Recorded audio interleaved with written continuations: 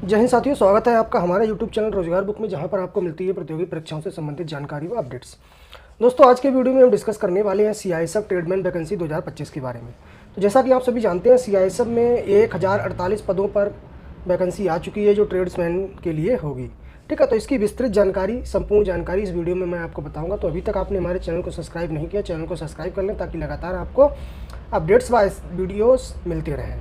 तो चलिए शुरू करते हैं आज का वीडियो। सबसे पहले आप हमारी वेबसाइट रोजगारबुक.in को विजिट कर सकते हैं, वहाँ पर एक पोस्ट है। ठीक है, वहीं से मैं आपको पूरी जानकारी दे रहा हूँ।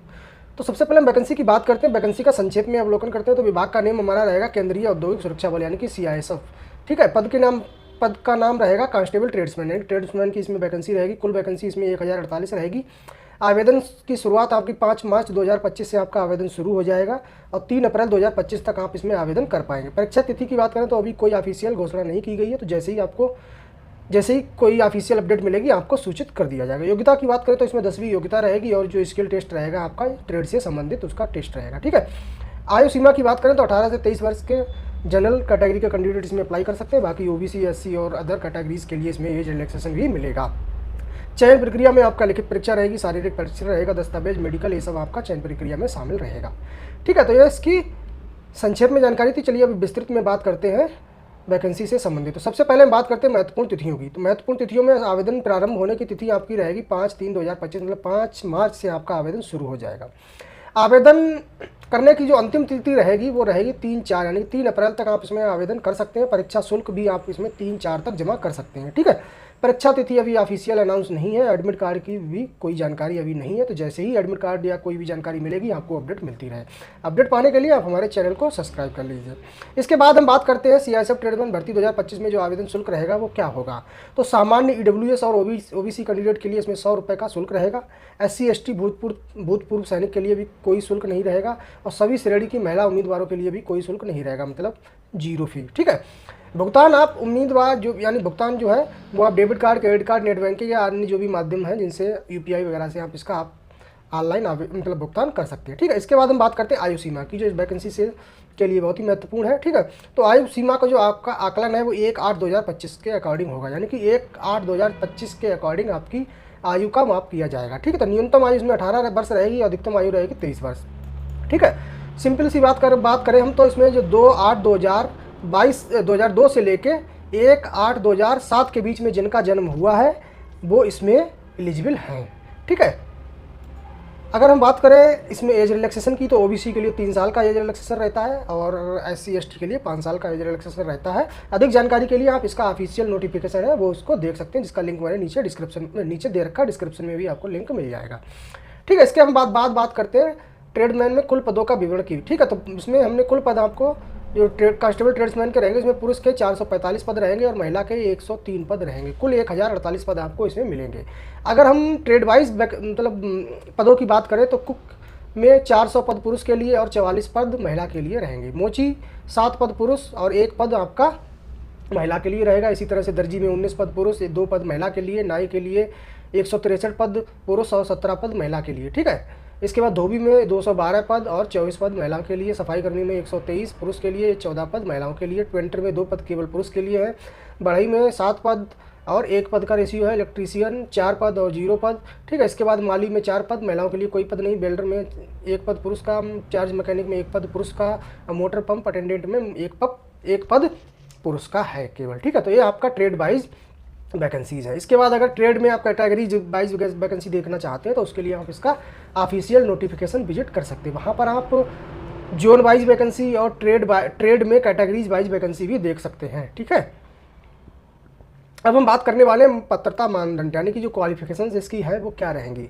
अगर हम शैक्षिक योग्यता की बात करें तो इसमें मान्यता प्राप्त बोर्ड से 10वीं होना चाहिए, यानी मैट्रिक पास किसी भी वैलिड बोर्ड से होना चाहिए। ठीक है, शारीरिक मापदंड की बात करें तो पुरुष की जो ऊंचाई यानी कि जो हाइट होगी वो 170 सेंटीमीटर और छाती 80 से 85 सेंटीमीटर रहेगा। महिला की हाइट इसमें 157 सेंटीमीटर रहेगी। ये किसके लिए है? एक जनरल OBC कैंडिडेट्स के लिए है, EWS कैंडिडेट्स के लिए जनरल। ठीक है, इसके बाद जो SC ST है उसमें जो इसका ऑफिशियल नोटिफिकेशन विजिट करेंगे तो उसमें कुछ इसमें मतलब छूट भी है हाइट में। ठीक है, उसके लिए आपको ऑफिशियल नोटिफिकेशन विजिट करना पड़ेगा। दौड़ की बात करें तो दौड़ इसमें पुरुष में 106 यानी कि 1600 किलोमीटर की रेस होगी 6 मिनट 30 सेकंड में, ठीक है, यानी कि 6.5 मिनट में आपको 1600 मीटर की रेस लगानी होगी, ज़्यादा नहीं है, आराम से कर सकते हैं, ठीक है। नॉर्मल अगर महिला की बात करें तो 800 मीटर की रेस जो आपको 4 मिनट में पूरी करनी होगी, ठीक है। अधिक जानकारी के लिए आधिकारिक सूचना देख सकते हैं। आधिकारिक सूचना मतलब इसका ऑफिशियल नोटिफिकेशन जो है वो इसको देख सकते हैं, जिसका लिंक मैंने दे रखा है नीचे, ठीक है। आवेदन प्रक्रिया, आवेदन कैसे करना है इसके लिए मैं एक सेपरेट वीडियो आपको बना दूंगा इसके बाद, ठीक है। अब हम बात करते हैं इंपॉर्टेंट लिंक्स, ठीक है। आपको आवेदन करने के लिए यहाँ पे लिंक दे रखा है। सूचना यानी कि जो इसकी नोटिफिकेशन है, अधिसूचना है, वो आप डाउनलोड कर सकते हैं हिंदी और अंग्रेजी दोनों में। यहाँ पर क्लिक करके आप इसका नोटिफिकेशन डाउनलोड कर सकते हैं, ठीक है। आधिकारिक वेबसाइट CISF की भी CISF.gov.in इसकी रहेगी। इसके बाद हम बात करते हैं ट्रेडमैन की जो भर्ती प्रक्रिया है उसकी क्या रहेगी भर्ती प्रक्रिया में, ठीक है। यानी किस बेसिस पे आपका सिलेक्शन प्रोसेस होगा। तो सिलेक्शन प्रोसेस के लिए सबसे पहले आपका शारीरिक मानक और दक्षता परीक्षा होगी, ठीक है, यानी HBT, PET और PST। ये क्या होता है HBT, हाइट बार टेस्ट। हाइट बार टेस्ट क्या होगा, एक नॉर्मल आपको जब आप वहाँ पे जाएंगे तो आपका गेट पे एक नॉर्मल हाइट मापी जाएगी, यानी कि जैसे 170 सेंटीमीटर है तो 170 सेंटीमीटर के जो भी कैंडिडेट्स होंगे उनको अंदर कर लिया जाएगा, बाकी जो कम वाले होंगे उनको गेट से ही आपको वापस कर दिया जाएगा, जिस तरह से आर्मी में पहले होता था, ठीक है। यानी हाइट बार आपका एक टेस्ट हो जाएगा, हाइट माप के, यानी कि हाइट से ही डाउन कर दिया जाएगा। जिनकी हाइट वैलिड रहेगी उनको अंदर एंट्री मिलेगी, ठीक है। अंदर एंट्री मिलने के बाद आपकी होगी शारीरिक दक्षता परीक्षा। शारीरिक दक्षता परीक्षा की बात हम ऊपर कर चुके हैं, यानी 1600 जो रेस होगी वो 6.5 मिनट में पुरुषों के लिए और 800 मीटर की दौड़ होगी जो 4 मिनट में महिलाओं के लिए रहेगी। भूतपूर्व सैनिकों को PET से छूट है, यानी कि भूतपूर्व सैनिक यानी कि जो एक्स सर्विसमैन है उनकी शारीरिक दक्षता परीक्षा नहीं होगी, लेकिन जो ट्रेड टेस्ट, लिखित परीक्षा और मेडिकल परीक्षा होगी वो उनको उत्तीर्ण करना पड़ेगा, यानी कि उनका केवल PET से उनको छूट रहेगी जो भी एक्स सर्विसमैन है। इसके बाद PST शारीरिक मानक परीक्षा, ठीक है। इसमें आपकी ऊंचाई और छाती और वजन की जाँच होगी। आरक्षित वर्गों को नियमानुसार छूट भी मिलेगी, जिसको आप ऑफिशियल नोटिफिकेशन में देख सकते हैं। इसकी बात मैं पूर्व में भी कर चुका हूँ, यानी हाइट और उसमें छूट मिलेगी SC ST और अन्य कैंडिडेट्स के लिए, ठीक है। जो भी कैंडिडेट PST में अयोग्य होंगे उनको उसी दिन अपील भी कर सकते हैं, यानी जिनको डाउट है तो उसी दिन अपील कर सकते हैं। इसके बाद जो अपीलीय अधिकारी होगा, यानी कि जो हायर मतलब अधिकारी होगा, उसके सामने आपकी माप की जाएगी, ठीक है। इसके बाद क्या होगा, जैसे ही आप PET क्वालिफाई कर लेंगे, PST क्वालिफाई कर लेंगे, फिर आपका होगा दस्तावेज का सत्यापन, यानी कि डॉक्यूमेंटेशन होगा, जिसमें आपके शैक्षणिक प्रमाण पत्र और जन्म तिथि प्रमाण पत्र का आकलन मतलब वो होगा, टेस्ट होगा, और अधिवास यानी डोमिसाइल, ठीक है, जाति, ये श्रेणी प्रमाण पत्र, यानी जो भी आपका जो परीक्षा से संबंधित जो भी प्रमाण पत्र हैं, जो भी रिक्वायर्ड है उनकी, वो उन सभी का आपका चेक किया जाएगा, ठीक है। इसके बाद पहचान पत्र और फोटो वगैरह ये सब इसमें आपके डॉक्यूमेंट्स वेरिफिकेशन में रहेंगे। इसके बाद होगा आपका ट्रेड टेस्ट, यानी इन सभी टेस्ट के बाद आपका क्या डॉक्यूमेंटेशन के बाद का आपको होगा ट्रेड टेस्ट, ठीक है। ट्रेड टेस्ट में केवल उत्तीर्ण और अनुत्तीर्ण प्रकृति का होगा, इसमें कोई भी नंबर वगैरह नहीं दिया जाएगा, मतलब सीधे आपको उत्तीर्ण और अनुत्तीर्ण का रिजल्ट मिलेगा, ठीक है। तो इसमें कुक में क्या होगा, कुक में रोटी और चावल बनाना, सब्जी, दाल, सांभर, इडली आदि पकाना, मांस, मछली आदि की खीर पकाना, ये सब कुक टेस्ट के लिए होगा। मोची के लिए जूते चमकाना, औजारों का उपयोग, चमड़ा काटना, मरम्मत करना, सिलाई दर्जी के लिए माप लेना, कपड़े काटना, वर्दी सिलना, नहाई के लिए औजारों का उपयोग, बाल काटना, शेविंग करना, धोबी के लिए कपड़े धोना, खाकी सूती वर्दी को प्रेस करना, ऊनी टेरिकॉन वर्दी को प्रेस करना, सफाई कर्मी के लिए, सभी जो ट्रेड में जो भी होगा ये ऑफिशियल है, मैंने ऑफिशियल सीधे नोटिफिकेशन से कॉपी किया है, ठीक है। तो ये सब ऑफिशियल है, ये सब आप देख सकते हैं। बढ़ाई के लिए औजारों का उपयोग करना, लकड़ी काटना, फिशिंग, ये सब आपका टेस्ट होगा ट्रेड टेस्ट में, ठीक है। इसके बाद हम बात करते हैं लिखित परीक्षा की। तो लिखित परीक्षा यानी कि जब आपका ट्रेड टेस्ट हो जाएगा, इसके बाद आपकी लिखित परीक्षा होगी जो अगले अन्य किसी दिन पे होगी, जिसके लिए आपको एडमिट कार्ड जारी होगा, ठीक है। लिखित परीक्षा में क्या होगा, आपकी जो परीक्षा होगी ऑब्जेक्टिव टाइप मतलब वस्तुनिष्ठ टाइप का आपका पेपर होगा, ऑब्जेक्टिव टाइप का, ठीक है। इसमें आपके कुल 100 प्रश्न होंगे, कुल 100 अंक होंगे और 100 प्रश्न होंगे, यानी कि एक प्रश्न 1 अंक का होगा। अवधि आपकी 2 घंटे की रहेगी और माध्यम आपका हिंदी अंग्रेजी किसी भी दोनों भाषाओं में आपका पेपर आएगा, जिसमें आपको अच्छा लगे उसमें आप उस पेपर को सॉल्व कर सकते हैं, ठीक है। यानी हिंदी इंग्लिश दोनों में पेपर होगा, 100 क्वेश्चन होंगे, 100 नंबर के होंगे, 2 घंटे की परीक्षा होगी, ठीक है। परीक्षा में आपका क्या क्या होगा, कौन कौन से विषय इंक्लूड रहेंगे, तो सामान्य जागरूकता और सामान्य ज्ञान, ठीक है, ये आपका रहेगा। इसके बाद प्रारंभिक गणित रहेगा, विश्लेषणात्मक योग्यता और पैटर्न पहचान, यानी कि एक रीजनिंग टाइप होता है, रीजनिंग का ही एक पार्ट है, तो इसका टेस्ट होगा। इसके बाद हिंदी और इंग्लिश का बुनियादी ज्ञान, यानी कि बेसिक जानकारी हिंदी और इंग्लिश का भी आपका टेस्ट होगा।